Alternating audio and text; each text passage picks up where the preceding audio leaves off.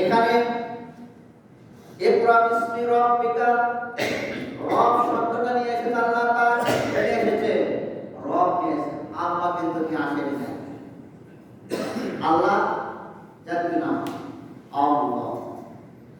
আল্লাহ রাব্বুল আলামিন কোরআন কারীম আয়াতে কারিমে নাযিল করে জানালেন, বন্ধু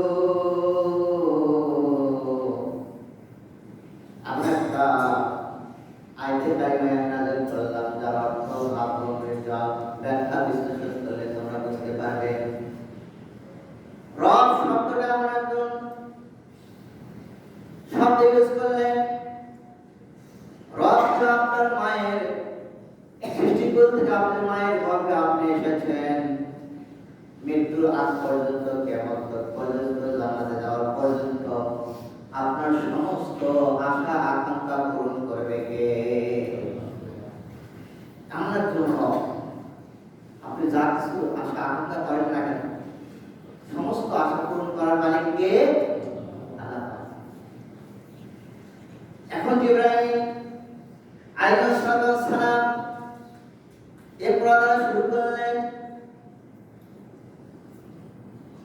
এই আয়াতে কারিমার ব্যাখ্যায় সহিহ বুখারীতে 3 নম্বর হাদিসখানা বর্ণনা করা হয়েছে। যখন বললেন ইকরা বিসমি রাব্বিকাল্লাযী খালাক, রাসূল আপনি পড়ুন আপনার প্রভুর নামে। তার নামে? প্রভুর নামে। নবী করিম সাল্লাল্লাহু আলাইহি ওয়াসাল্লাম বললেন, মা আনা বিকারি, মা আনা বিকারি। এখানে আপনারা দেখবেন যে মা আনা বিকারি হাদিসের অনুবাদ করা হয়েছে, জানি না পড়তে পারি না, কি করা হয়েছে? অনুবাদ করা হয়েছে। কিন্তু সারা বিশ্বের মুহাদ্দিসে ইকরাম ফাতুল বারীতে মা আনা বিকারির আলোচনায় ব্যাখ্যা তিনি বলেছেন, ইবনে হাজার আসকালানি তিনি বলেছেন, মা আহসানা বিকারি, মা আহসানা বিকারি। রাসূল আপনি কি সুন্দর তেলাওয়াতকারী নন? আপনি কি সুন্দর তেলাওয়াতকারী নন? তার মানে বোঝা গেল এমনি সরল অনুবাদ যদিও থাকে, যে অনুবাদটা নবী করিম সাল্লাল্লাহু আলাইহি সাল্লামের সম্মানের হানি হবে, মানের হানি হবে, এমন আয়াতের অর্থ কিন্তু করা যাবে না। যেমন সূরা দোহার মধ্যে আল্লাহ তাআলা বলেছেন, ওয়াজাদাকা দাল্লান ফাহাদা, আপনি পথ ভ্রষ্ট ছিলেন, তাকে আপনাকে পথ দেখানো দেওয়া হয়েছে। এই অর্থ কি না যাবে? রাসূল কি পথ ভ্রষ্ট ছিল? কখনোই না। কিন্তু অনুবাদ কিন্তু তাই করা হয়েছে। এজন্য হুঁশিয়ার সাবধান, যে হাদিসের মধ্যে রয়েছে মা আনা বিকারি, অনুবাদ করা হয়েছে আমি পড়তে জানি না, কিন্তু মুহাদ্দিস ইকরাম তারা বলেছেন মা আহসানা বিকারি, আপনি কি সুন্দর তেলাওয়াতকারী না। ওই অর্থ, এই অর্থ শুনে আকাশ পাতাল পার্থক্য হলো না? হলো কি না? মা আহসানা বিকারি। আর নবী করিম সাল্লাল্লাহু আলাইহি ওয়াসাল্লাম তিনি বর্ণনা করেছেন, ইন্নামা আনা বুইসতু মুআল্লিমান, এই জমিনের মধ্যে আমি শিক্ষক হিসেবে আগমন করেছি। কি হিসেবে? শিক্ষক হিসেবে আল্লাহ পাক আগমন করেছেন। নবী করিম সাল্লাল্লাহু আলাইহি ওয়াসাল্লাম আগমন করেছেন কি হিসেবে? শিক্ষক হিসেবে। তাহলে শিক্ষক যদি বলে যে আমি পড়তে জানি না বা পড়তে পারি না, তাহলে তার শিক্ষার মানে হয় না? হয় কি না? যিনি আসমান জমিনের মধ্যে শ্রেষ্ঠ মানব, আপনারা অনুবাদ কিন্তু দেখবেন লক্ষ্য করে, অর্থ কিন্তু অনুবাদ তাই করা হয়েছে। এর অর্থ তিনি খেয়াল করলেন, এই হাদিসের অর্থটা মুহাদ্দিস ইকরাম কি করেছেন, তারা হাদিসের কি ব্যাখ্যা করেছেন, সরাসরি আমরা সেটা গ্রহণ করব। আর কোরআন কারীমের মধ্যে অনেক জায়গায় বলা হয়েছে উম্মে নবী, কি নবী? উম্মে নবী। অনুবাদ করছে কিন্তু নিরক্ষর নবী, মূর্খ নবী, বলে নাউযুবিল্লাহ। তাহলে নবী করিম সাল্লাল্লাহু আলাইহি ওয়াসাল্লাম যদি এই অনুবাদ করেন, রাসূল মূর্খ ছিল, নিরক্ষর ছিল, রাসূল কারীম সাল্লাল্লাহু আলাইহি কমবে না বাড়বে? ভালো করে মুসলমানেরা একাধিক নিজের মত ইচ্ছা মতো তারা অনুবাদ করেছেন, কিন্তু আপনাকে অর্থ দেখে যদি মনে হয় রাসূল করিম সাল্লাল্লাহু আলাইহি সাল্লামের মানের মধ্যে সম্মান কমে যাচ্ছে, এমন অর্থ গ্রহণ করা যাবে না। এই মুহাদ্দিস ইকরামের অর্থটা কি আছে? নিজের মন করা অর্থ গ্রহণ করো না। তাহলে উম্মে নবী বলা হয়েছে কি জন্য রাসূল করিম সাল্লাল্লাহু আলাইহি সাল্লাম? এর কারণ এক নম্বর কারণ হলো যে নবী করিম সাল্লাল্লাহু আলাইহি সাল্লামের সমান শিক্ষক হচ্ছে আল্লাহ। কে? আল্লাহ। এই জমিনের মধ্যে সাত আসমান জমিনের মধ্যে কোনো মানুষ আমার রাসূলের শিক্ষক নয়। স্বয়ং আল্লাহ যেহেতু শিক্ষক, তাকে উম্মে নবী এক নম্বর বলা হয়েছে, এই একটা কারণ। দুই নম্বরে উম্মুল কুরা বলা হয়েছে কাবা মক্কা শহরকে, মক্কা নগরকে উম্মে কুরা বলা হয়েছে।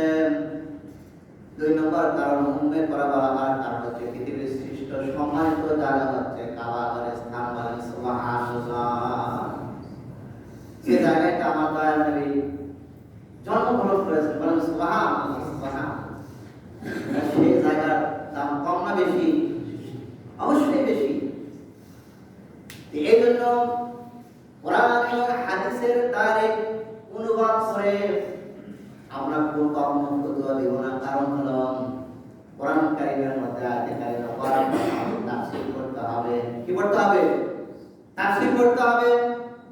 এরপরে হাদিসের মুহাদ্দিস ইকরামের হাদিসের ব্যাখ্যা তারা কি বলেছে এটা তারা বুঝতে হবে। নিজের মন গড়া কখনো কথা বলা যাবে না। তবে কখনোই যাবে না। কারণ নবী করিম সাল্লাল্লাহু আলাইহি ওয়াসাল্লামকে যখন কোরআন কারীম নাযিল হয়েছিল, নাযিল হওয়ার পরে সাহাবায়ে কেরাম বিভিন্ন জায়গায় লিখে রাখতেন আয়াতে কারিমা। কোন জায়গায় পাথরের উপরে এবং যে কোনো সামনের উপরে বিভিন্ন জায়গায় লিখে রাখতেন। নবী সাল্লাল্লাহু আলাইহি ওয়াসাল্লাম লিখতেন না। তারপরে কি তিনি পড়া কি জানতেন না? কি বলেন, জানতেন কি না?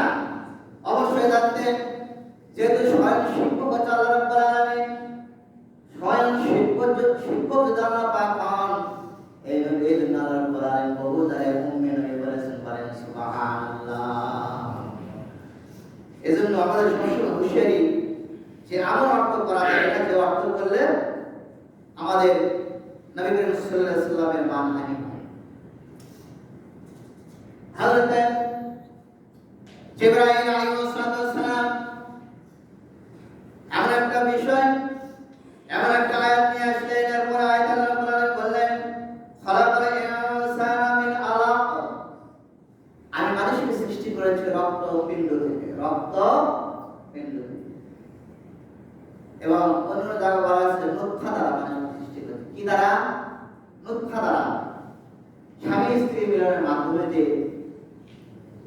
যে বীর্যটা বের হয়, এই সাদা পানি দ্বারা আল্লাহ পাক একে বলা হয় নুতফা। কি বলা হয়?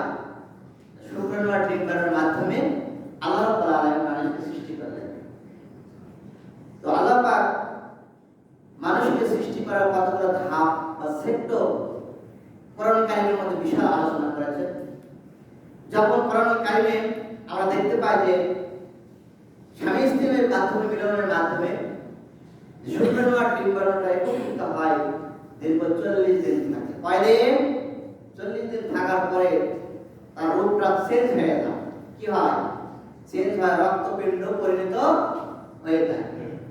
এরপরে রক্তপিণ্ড থেকে বস্তু পরিণত হয়ে যায়। এরপরে বস্তুর উপরে হাড্ডি পরিণত হয়ে যায়। হাড্ডির উপরে আল্লাহ রাব্বুল আলামিন সেই হাড্ডির উপরে সুন্দর দ্বারা বস্তু দ্বারা সামনে দিয়ে সুন্দর একটা মানুষ তৈরি করলেন। বলেন সুবহানাল্লাহ। সৃষ্টি করে আল্লাহ পাক এত সুন্দর করে আল্লাহ পাক মানুষকে সৃষ্টি করলেন, অন্য কোনো জাতিকে এত সুন্দর চেহারা দেন।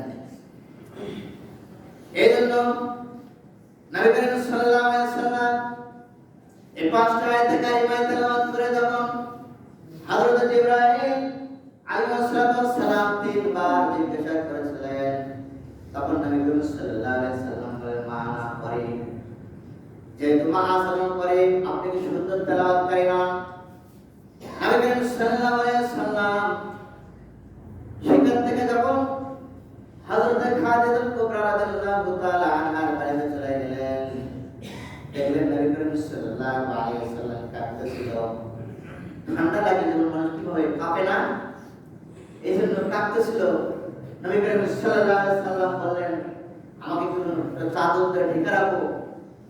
তখন হযরত খাদিজা রাদিয়াল্লাহু তাআলা আনহা চাদরটা কি করলেন, ঢেকে রাখলেন।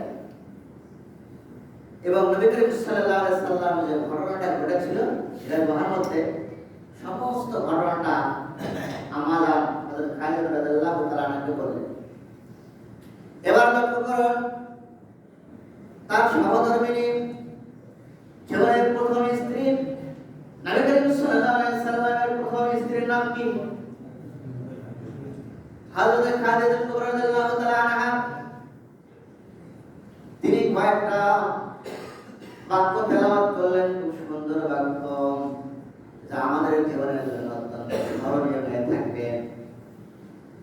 হযরত আম্মাজান বললেন, দেখেন হুজুর, এক নম্বর বললেন, আল্লাহ আপনাকে কখনোই অপমানিত করবেন না।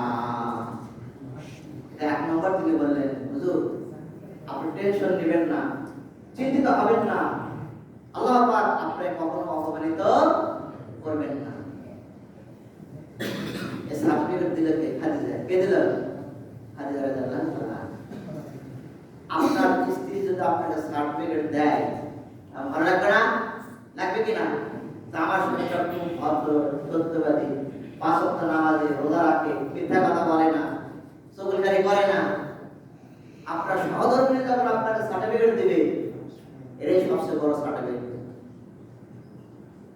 আম্মা জান হযরত খাদিজাতুল কুবরা রাদিয়াল্লাহু তাআলা আনহা বললেন, হুজুর আপনি টেনশন করবেন না, চিন্তিত হবেন না, আল্লাহ রাব্বুল আলামিন আপনাকে কখনো অপমানিত করবেন না, লাঞ্ছিত করবেন না। এটা বলেন এক নম্বর। 2 নম্বর বললেন, হুজুর এই জন্য আল্লাহ পাক আপনাকে অপমানিত করবেন না।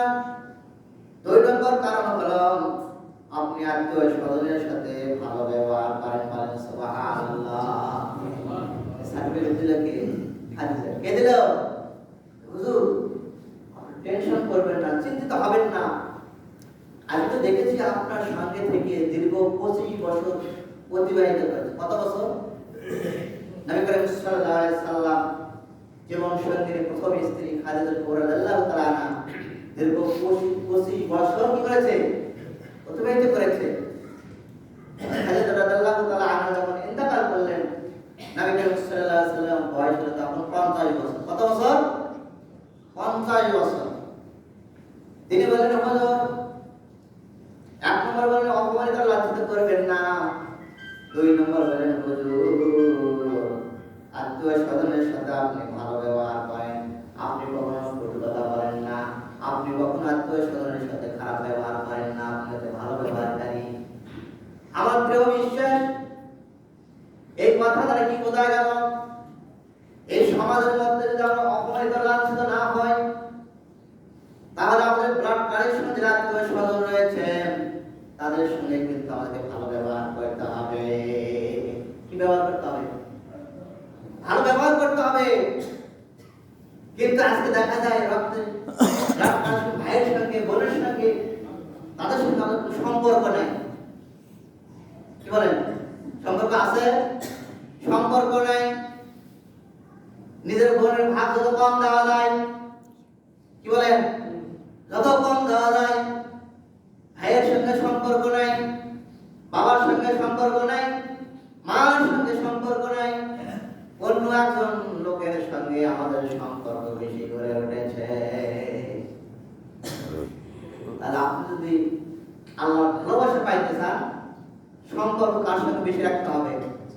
আত্মীয় স্বজনের সঙ্গে, ভাইয়ের সঙ্গে, বোনের সঙ্গে, আপনার বাড়ির প্রতিবেশীর সঙ্গে যত ভালো ব্যবহার করবেন, তাদের সঙ্গে হাসি মুখে কথা বলবেন, সালাম দেবেন, আপনার সম্মান বেড়ে দেবে কে? আল্লাহ পাক। সময় তো